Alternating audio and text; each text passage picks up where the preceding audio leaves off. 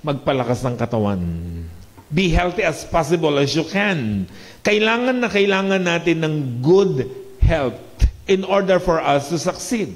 So preserving and maintaining good health could lead us to success. Paano tayo magiging matagumpay sa buhay kung sakitin tayo? Kung ang katawan natin ay nanlulupaypay sa karamdaman, paano natin maaabot ang mga pangarap natin? Yung mga goal natin, pangarap mong maging runner, hikain ka. Paano ka mananakbo? Diba? Kaya pinalulusog ang katawan para maabot ang mga pinapangarap natin sa buhay. Ikatlong Juan 1:2. Mahal kong kaibigan, yung kaibigan niya ay si Gayo, sabi niya, idinadalangin kong ikaw sana'y nasa mabuting kalagayan, malusog ang katawan tulad ng iyong buhay espiritual. Sabi ni Juan sa kanyang minamahal na kaibigan, ang prayer ko sa iyo, friend, sabi niya, ay sana maging malusog din ang katawan mo.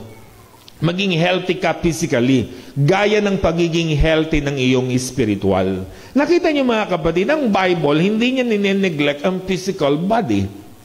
Yes, mahalaga ang spiritual na buhay natin.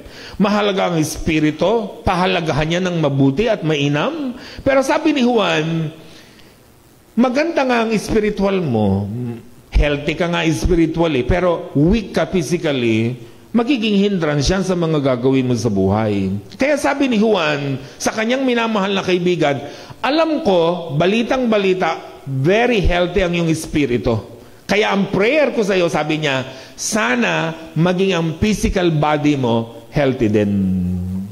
Kasi magiging hindrance yun. Kahit gaano kalakas ang physical, ang spiritual body natin, spiritual health natin, kahit healthy yan, kung mahina ang katawan mo, paano mo gagawin yung gusto mo? Para sa Panginoon.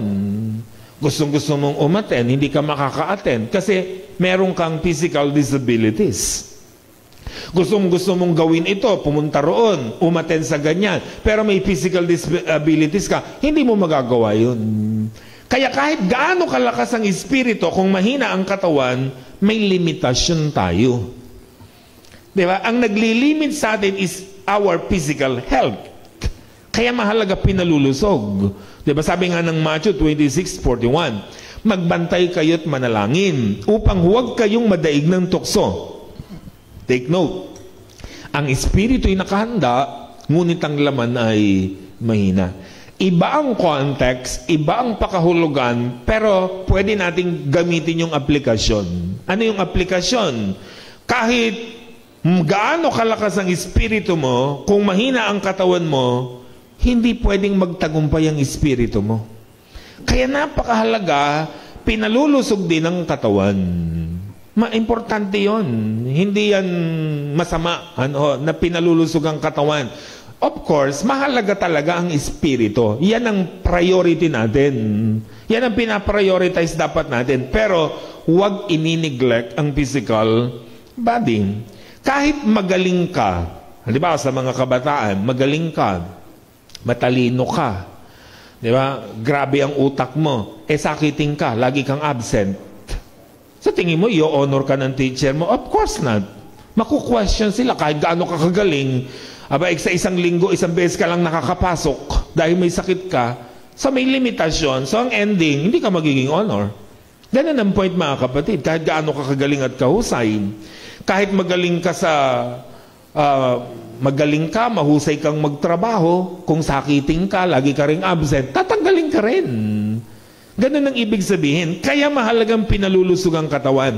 At alam natin that achieving good health requires, una, eating healthy and proper food. Alam naman natin yan. To achieve good body, good health, kailangan kumain tayo ng mga tamang pagkain, mga masusustansyang pagkain. Pinag-aaralan yan sa school. Ano-anong pagkain yan? Go, grow, glow, foods. Alam na alam yan.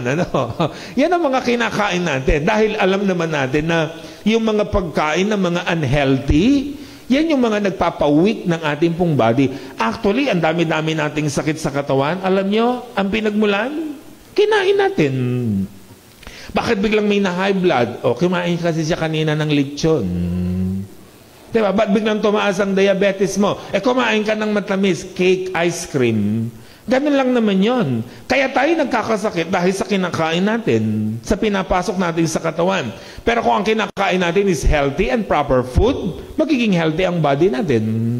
Si Daniel, Shadrach, Meshach, and Abednego, pinakakain sila ng pagkain ng hari, alak, good foods. Diba? Anong sabi niya? No, ang kakainin lang namin, gulay at tubig.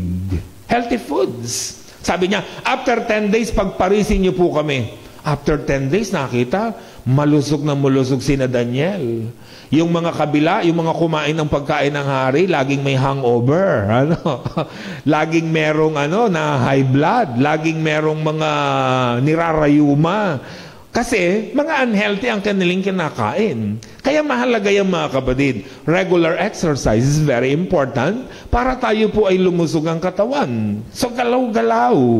Yan ang importante. And enough sleep. So yan ang mga nakakatulong para tayo po ay guminawa, gumanda ang katawan, maging healthy ang ating pong body.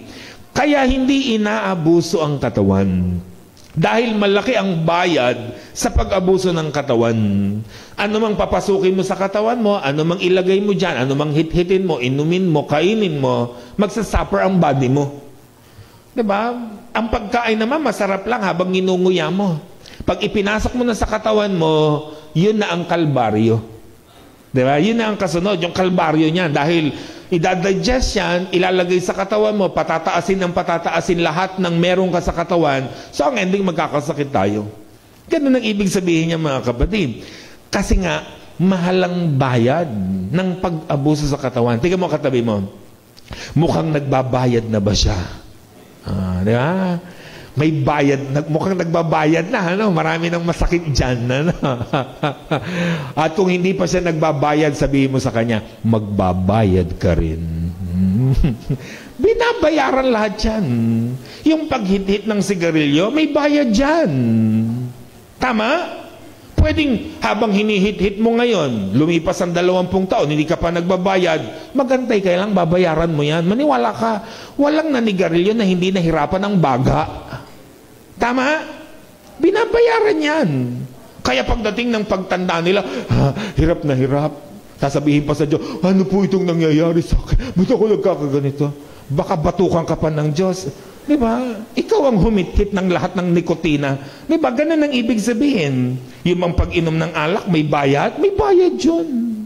Diba? Masisira ang liver natin. Yung pagkain ng matataba, yung mga kain ng putok-batok, may bayad ba yan? Pangalang, putok-batok na. Buti pa sana kung putok kilikili lang Pero pag putok-batok, medyo mabigat yan. Kasi talaga hindi ka sasantuhin yan. So mahirap. Lahat ng kinakain natin, pagbabayaran natin. Kaya ang katawan natin, mga kapatid, binubusog ng mga tamang pagkain. Pinapagod para pagpawisan at ilabas ang toxic ng katawan. At pinatutulog at ginigising sa tamang oras.